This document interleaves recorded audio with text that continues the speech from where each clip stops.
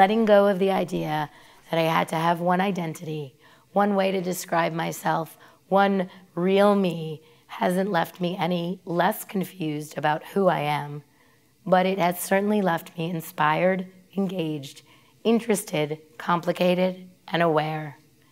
And I'd rather be all of those things than just plain old American or plain old Arab. I'm a Palestinian, Lebanese, American, Christian woman, but I grew up as a Jew in New York City. That is all the things that I am, but what I usually just say is that I'm a New Yorker, which is probably the only identity that I really can hold on to with any certainty. Most of my work is about exploring the difficulty in living between the East and the West. To me, Palestine has never actually been a real place, in the sense that my father's family left Palestine in 1947, and they went to Egypt. Well, they had another house in Egypt, so they just moved. My mother's family is Lebanese. My father's family then ultimately went to Lebanon. So the only place in the Middle East I've ever known intimately is Lebanon. I was born in 1974, so my entire childhood was the Lebanese Civil War. And I grew up in America, so being from Beirut was probably the worst possible thing I could have been.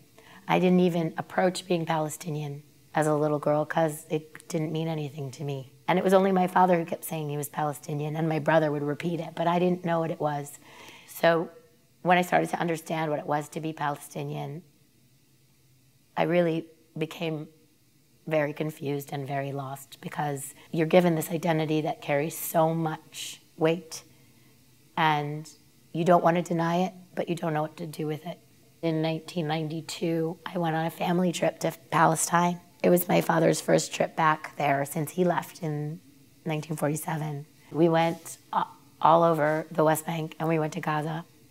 And when I actually saw Palestine and felt my own heartbreak and both my disconnection and my connection to the people and the place, I essentially, in a very teenage way, because I was 18 years old, I sort of had a breakdown.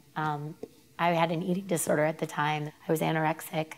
I didn't know how to express my emotional reaction to the experience, and so I wanted to suffer the way that Palestinians were suffering. And that was probably the culmination of my realization that I was Palestinian and my decision to fully embrace it and go forward, you know, telling everyone this is who I am, and this is what's going on, and this is what I believe in. My play, Palestine, initially evolved out of a journal entry I had written after my father passed away in 2003. I wrote about this trip to Palestine. Somehow, because of the humor and the very disarming way in which I discussed the Palestinian question, and the fact that I was willing to admit that I really didn't know very much, and I sort of brought the audience along to learn with me, this is what made people want to support the play and have it produced. Though I was petrified to stand on stage and use the word apartheid in my characterization of Palestine, and yet at the same time identify as, you know, a girl who grew up amongst Jews on the Upper West Side of Manhattan and who speaks Yiddish as well as she speaks Arabic. I was petrified that people would be angry and protest, but it was received amazingly well. And I wrote it for Americans. I didn't write it for Arabs. I thought that Arabs would think that it was, you know, Arab 101 class. But Arabs have reacted to it with as much positive emotion as the Westerners have. My generation is a very specific generation. My generation was born and came of age during the Lebanese Civil War and during the last 20 or 30 years of Oslo and the peace process in Palestine and all of these things, and the first and second Intifada.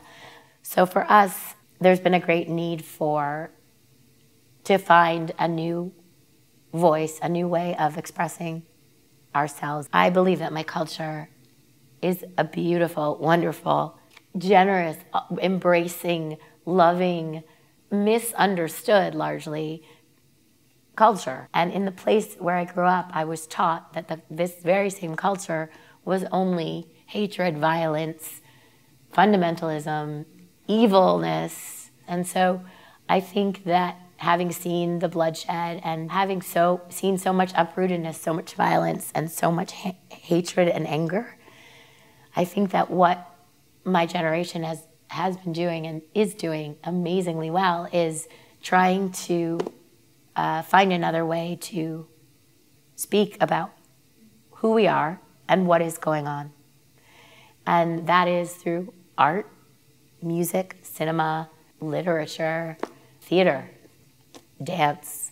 And it's incredibly inspiring because I feel like we have a very specific energy and a very specific life force that is driving us and is actually starting to make a difference, because I think the whole world is tired of violence and anger and fundamentalism and misrepresentation.